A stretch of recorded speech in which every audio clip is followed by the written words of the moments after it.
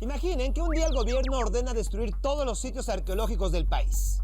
Además, condena a las culturas prehispánicas y evita hablar de ellas en la escuela. Después, el mismo gobierno decide que nadie puede creer en ninguna religión y quien lo haga será encarcelado o condenado a muerte. Hay más, ni siquiera estarían permitidas algunas tradiciones milenarias como el Día de Muertos.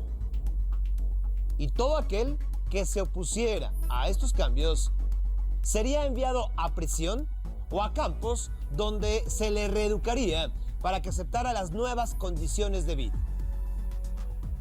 Además, no bastaría ser culpable de criticar al gobierno para acabar en la cárcel, no.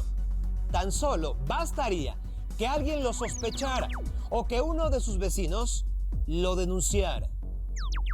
Esto fue lo que sucedió en China a mediados de los años 60.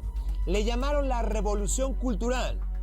Para algunos, en realidad, fue un intento de acabar con miles de años de tradiciones. China, y una época difícil de creer. China tiene la distinción de ser uno de los países más antiguos de la Tierra y su territorio casi no ha cambiado desde hace 2000 años. A lo largo de esos siglos, este país le ha dado muchas cosas al planeta y sin embargo, es aún más conocido por su vasta cultura y sus tradiciones. Hasta principios del siglo XX, China fue un imperio gobernado por una dinastía. Sin embargo, con la revolución de 1911, los emperadores fueron expulsados y el país cambió de gobierno.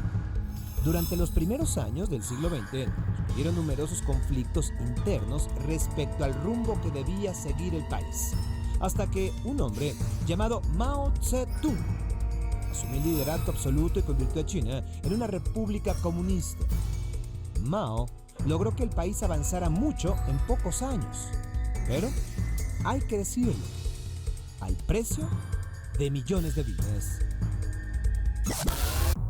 A mediados de los años 60, la influencia de Mao en el gobierno chino había disminuido, por lo que decidió implementar lo que llamó la Revolución Cultural de la que hablaba. Su objetivo, acabar con todas las prácticas que él consideraba retrógradas o de influencia extranjera. Entre sus planes también estaba el acabar con sus enemigos, a los que tildó de traidores a la patria. Los primeros afectados por la revolución cultural fueron los ministros religiosos y los practicantes devotos, especialmente los monjes budistas que vieron destruidos muchos de sus templos. Varios de ellos acabaron en la cárcel o asesinados por negarse a renunciar a su fe. Las personas que llevaban a cabo rituales tradicionales como Feng Shui también fueron agredidas, pues se consideraba que eran enemigos del pueblo. El siguiente objetivo eran todos aquellos que habían sido educados de alguna manera. Ingenieros, doctores, incluso estudiantes de universidades fueron atacados por cuerpos llamados Brigadas Rojas, que los detenían o acusaban. Los intelectuales, los artistas y todos aquellos que supuestamente se opusieran al régimen acababan en campos de trabajo donde los reeducaban, es decir, a la fuerza. Los hacían aceptar las nuevas condiciones de vida.